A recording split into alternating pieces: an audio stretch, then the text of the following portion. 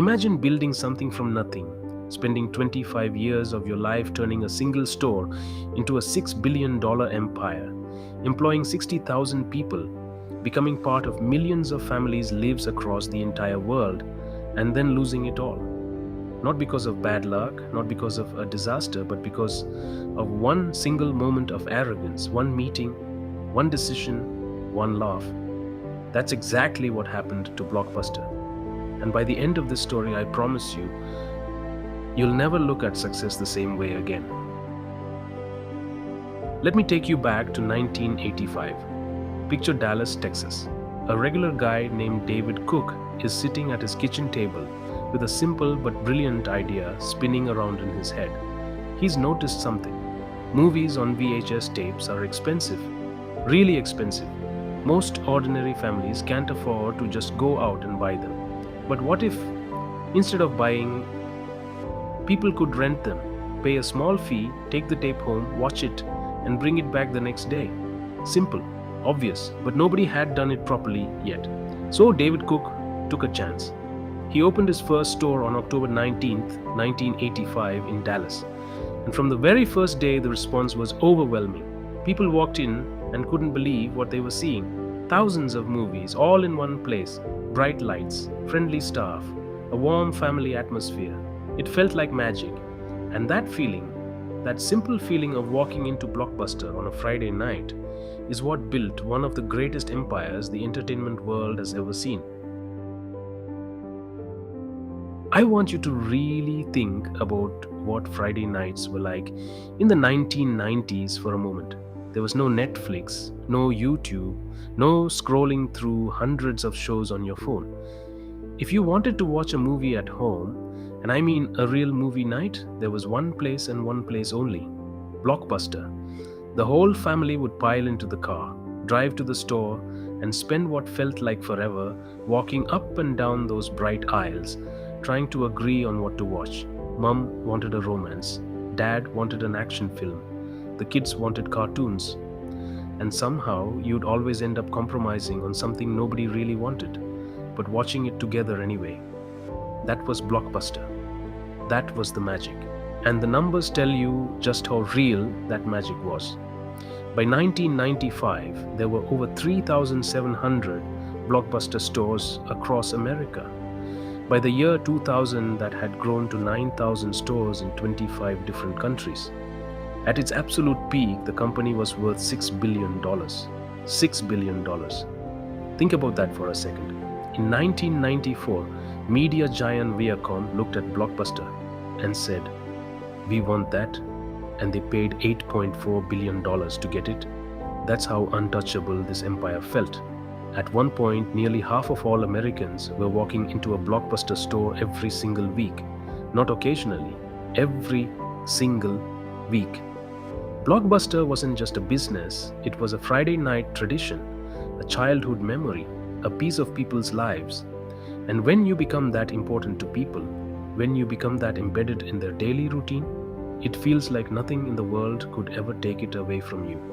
That feeling, that dangerous, comfortable feeling. That's exactly what started the downfall. Here's where the story gets really interesting. And honestly, a little painful to watch. It's 1997. A guy named Reed Hastings walks out of his local Blockbuster store absolutely furious. Why? Because he's just been charged a $40 late fee for returning a copy of Apollo 13 a few days late. $40 for a late fee. Now, most of us would just moan about it to our friends and move on. But Reed Hastings wasn't most people. He went home, he thought about it, and he asked himself a question that would change the entire entertainment industry forever. Why do video rentals even have late fees? Why does the experience have to be this frustrating? And from that frustration, from that one annoying $40 charge, Netflix was born. The idea was simple: rent movies by mail, no stores, no deadlines, no late fees, ever. Just movies delivered straight to your door whenever you wanted them. By the year 2000, Netflix was growing but still small, still struggling. And Reed Hastings decided to do something bold. He flew to Dallas, walked into Blockbuster's head office, and sat down with CEO John Antioco. His offer was straightforward: buy Netflix for $50 million. Together, we can own the future of movie rental. $50 million for what would one day become a company worth over $150 billion. You know what Blockbuster did? They laughed, literally laughed him out of the room. Antioco and his team looked at this small, scrappy little DVD by mail company and decided it wasn't even worth taking seriously. That laugh, that single moment of comfortable arrogance, that was the beginning of the end. But honestly, even after that meeting, Blockbuster still could have survived. They still had the brand, the stores, the customers, the money. What really sealed their fate was something much more ordinary: late fees. Every single year, Blockbuster was collecting around $800 million in late fee charges. It was a huge part of how they made money, and customers absolutely hated it. Netflix offered something radical: no late fees, ever. And slowly but surely, the customers started listening. By 2002, Netflix had 1 million subscribers and was doubling every year. Blockbuster finally started to panic. They tried everything. In 2004, they launched their own online rental service. They got rid of late fees, which cost them $400 million in lost revenue almost overnight. And for a brief moment, a genuinely brief moment, it looked like the comeback might actually be working. Under CEO John Antioco, they launched a program called Total Access. And it was good, really good, so good that Blockbuster was actually signing up more new customers than Netflix for a period. People inside the company started to believe they could actually do this, that they could turn it around. But then something happened that had nothing to do with Netflix. Blockbuster's own investors panicked. They thought the turnaround was costing too much money too fast. So they forced Antioco out, brought in a new CEO, slashed the budget, and quietly killed the very strategy that was finally starting to work. Imagine being on a sinking ship. Someone throws you a life raft, and instead of grabbing it, the people around you take it away and hand you a bucket. That's what happened to Blockbuster. And while all of this internal chaos was happening, Netflix was busy changing the game completely. In 2007, they launched streaming. No more waiting for DVDs in the post, just instant movies on any screen in your home, anytime, any place. Blockbuster had absolutely no answer for that. The store closures started slowly, then picked up speed, then became an avalanche. On September 23, 2010, Blockbuster filed for bankruptcy. The company that had once been worth $6 billion was eventually sold for just $320 million, less than 5 cents for every dollar it had once been worth.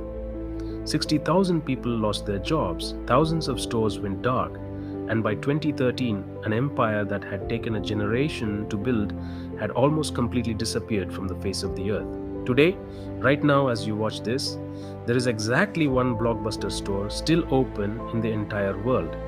In a small town called Bend in Oregon, USA, people drive from hundreds of miles away just to visit it. Not to rent movies, just to stand inside it, to remember, to feel something they can't quite explain. Because Blockbuster wasn't just a shop, it was a feeling, and feelings are hard to let go of.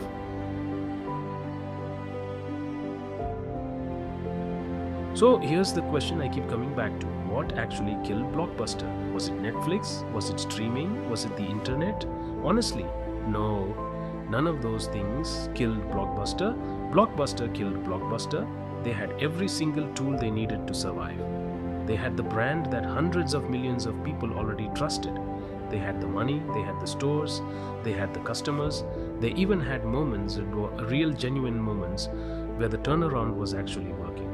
But they were too comfortable to change before it was urgent. Too arrogant to take a scrappy little startup seriously. Too focused on protecting today's profits to invest in tomorrow's survival. And I think about that a lot, because it's not just a business lesson, is it? How many times in our own lives do we hold on to the way things have always been, even when everything around us is telling us to change?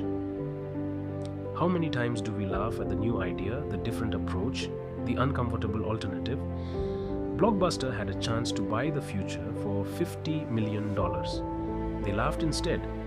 The most dangerous moment for any empire, any business, any career, any person is not when things are going badly, it's when everything is going perfectly. When you're comfortable, when you feel untouchable.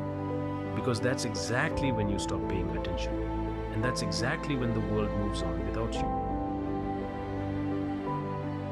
Every empire has a story they don't want you to know. Next week on Empire Untold, we're going deep into the rise and fall of Nokia, a company that literally invented the modern mobile phone industry, and then watched helplessly as it all slipped through their fingers. The real story behind what happened inside that company is something most people have never heard, and I think it's going to hit closer to home than you expect. If this story got you thinking, if it made you feel something, do me a favor and hit subscribe. Join the Empire Untold family.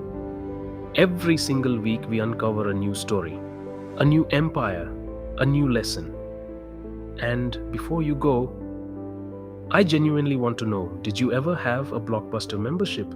Do you remember your last visit? Drop it in the comments.